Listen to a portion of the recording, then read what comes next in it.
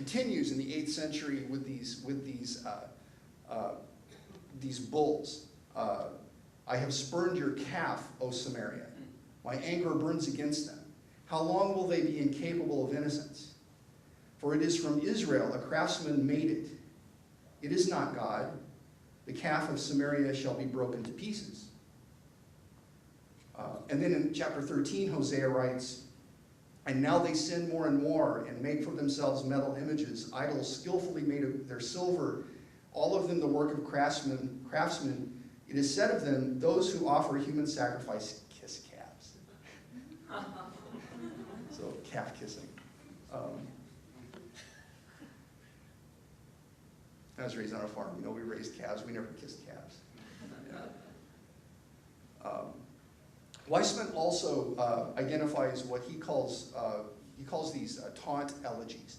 An elegy is a kind of a dark, depressing kind of dirge kind of song. And in Isaiah, for example, this is one of those things that may just seem kind of boring and obvious, but I'm going to share it with you anyway. In Isaiah 14, this would be first Isaiah, dating to the 8th century BCE. First Isaiah dates to the 1st century BCE. So it's sort of either this indicates that Babylon is on the ascendancy because in the 8th century BCE, the Assyrians are the ones who are rolling over people. Or we have a later interpolation that's been put back into the text with reference to Babylon, because Babylon isn't really powerful until we get to the late 7th into the 6th century BCE. So this taunt elegy from Isaiah 14. When the Lord has given you rest from your pain and turmoil and the hard service which you were made to serve, you will take up this taunt against the king of Babylon. How the oppressor has ceased, the insolent fury ceased. I told you it was boring. But still, it's a taunt anyway. We have a similar kind of thing in the prophet Habakkuk in the 8th century against Babylon. Shall not all these nations take up their taunt against him in scoffing derision of him and say, woe to him who heaps up what is not his own, for how long, and loads himself with pledges. And I keep telling my students, you know, there's some things in these biblical texts that are very, very relevant to today's context in terms of justice issues, especially these kinds of things that we find in the prophets. Jeremiah 10 mocks the gods of the nations. This is dating in the 6th century BCE, right before, I would say right before the Babylonian juggernaut comes and wipes out Jerusalem. Jeremiah writes, for the religious customs of the nations are vain delusions, for one cuts wood out of the forest, the handiwork of the hands of the workman with the axe. They deck it with silver and with gold. They fasten it with nails and with hammers so that it cannot topple. You know, like, you don't want it to fall off the ledge, so you have to put Velcro on it, you know, so it sticks.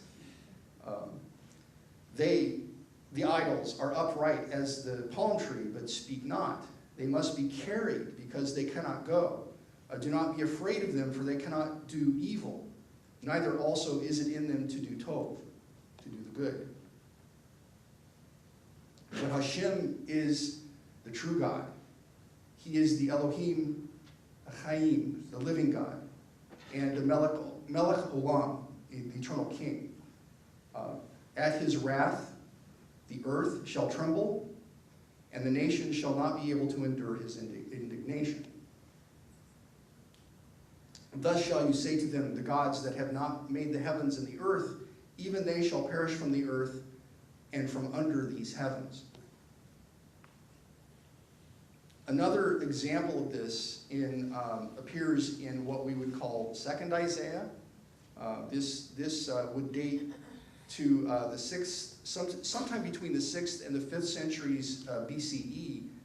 And we have here what would be characterized as an early form of monotheism against the Babylonian gods.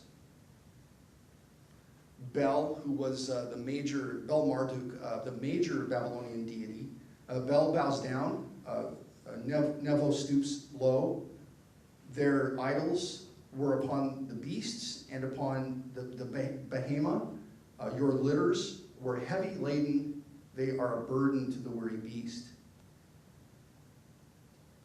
They stoop, they bow down together. They could not save the burden, but they themselves are gone into captivity. So the idols themselves go into captivity. Remember the former things of old, for I am God, and there is not another God. I am Elohim, and there is none like me.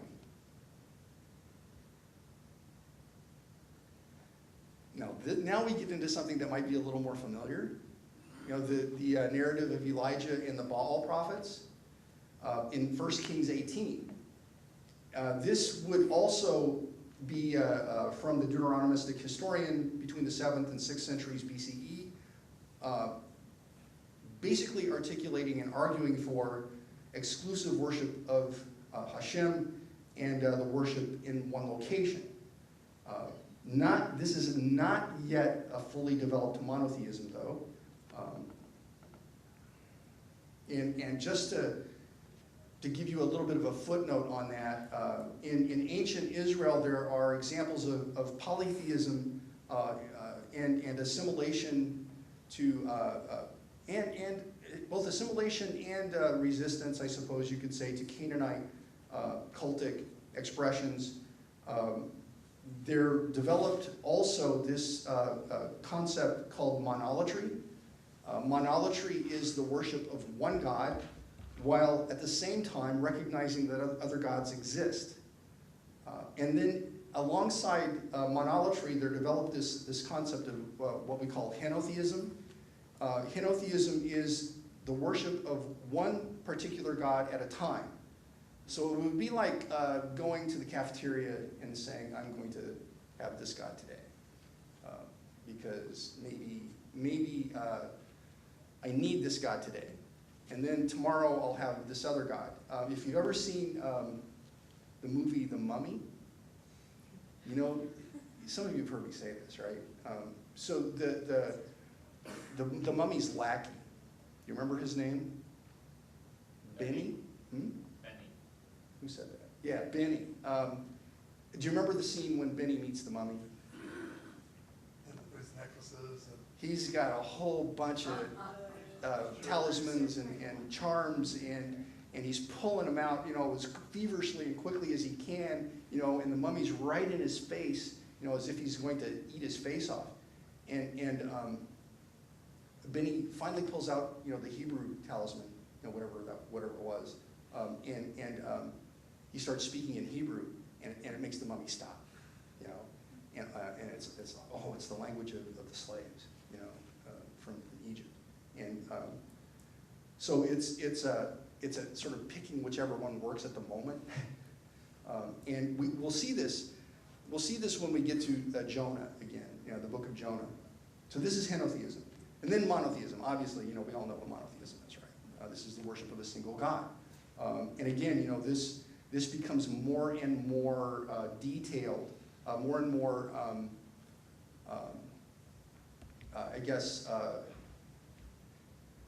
the authors become more and more committed to this, you know, as time goes on.